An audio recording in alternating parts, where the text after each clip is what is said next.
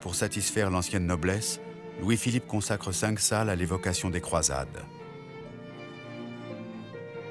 La salle principale est conçue autour d'une porte en cèdre du XVIe siècle. À Rhodes, elle commandait l'hospice des chevaliers de Saint-Jean de Jérusalem. À Versailles, elle a inspiré cet inattendu décor néo-gothique si cher à l'époque romantique. Pour les tableaux, Louis-Philippe sollicite les peintres les plus célèbres. Delacroix, pour sa fameuse entrée des croisés à Constantinople. L'étage noble de l'aile du Midi, qui abritait les appartements princiers, est transformé en une galerie de bataille de 120 mètres. 35 tableaux, 77 bustes pour un monumental résumé de l'histoire militaire de la France. De ses victoires, bien sûr. Tolbiac, en 496. La victoire de Clovis qui fonde la France. Saint-Louis, engagé dans la bataille de Taillebourg, 1242, comme peut l'imaginer Delacroix.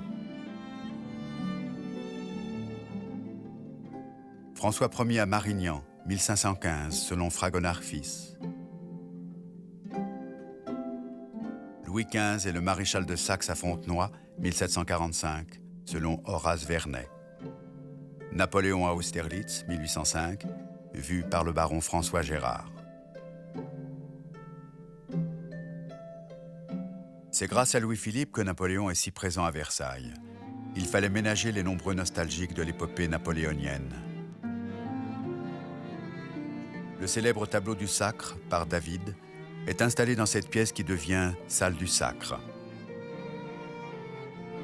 Elle est redécorée dans un style empire grandiose et reçoit un autre chef-d'œuvre de David, la distribution des aigles à l'armée impériale.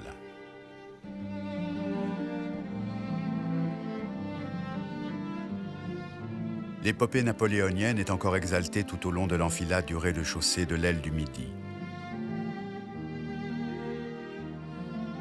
Épisode dramatique de l'expédition d'Égypte, la répression des révoltés du Caire, peint par Giraudet.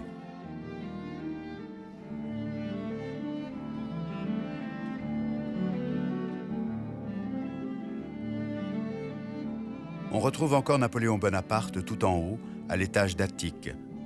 Peint par le baron Gros, l'ardent général de la campagne d'Italie s'élance pour prendre le pont d'Arcole, balayé par la mitraille.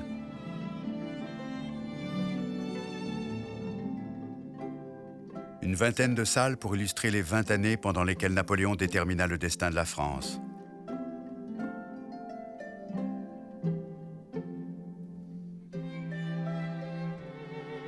Versailles est ainsi le premier musée de l'histoire de l'empereur, musée dans un musée qui raconte l'histoire de la France, du Moyen-Âge à la fin du XIXe siècle. Aujourd'hui, le château continue à vivre. Dans un domaine de 800 hectares, il offre à des millions de visiteurs 120 salles de galeries historiques et 120 pièces de résidence royale. Les trésors dispersés à la Révolution reviennent. Dans le salon des Jeux de Louis XVI, le bon meuble a retrouvé sa bonne place. Le service de Marie-Antoinette fait revivre les soupers de la reine.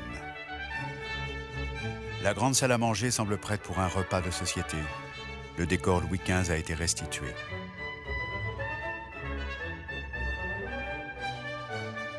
Dans la grande écurie, le tout nouveau musée des carrosses expose berlines de gala,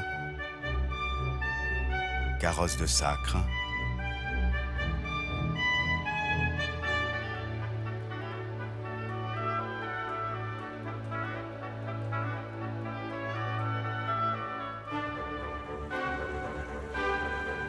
et dans les jardins, une merveille a été reconstituée, le bosquet de Lancelade.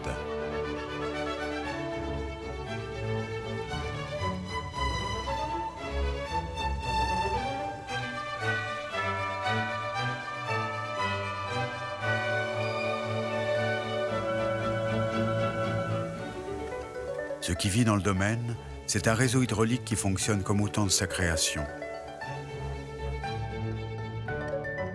Ce sont 200 000 arbres à tailler et à soigner, 210 000 fleurs à planter chaque année.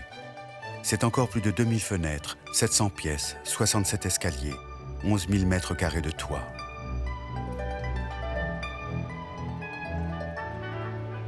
Un château à la splendeur intacte qui, comme au plus beau jour du roi Soleil, fait toujours rêver le monde entier.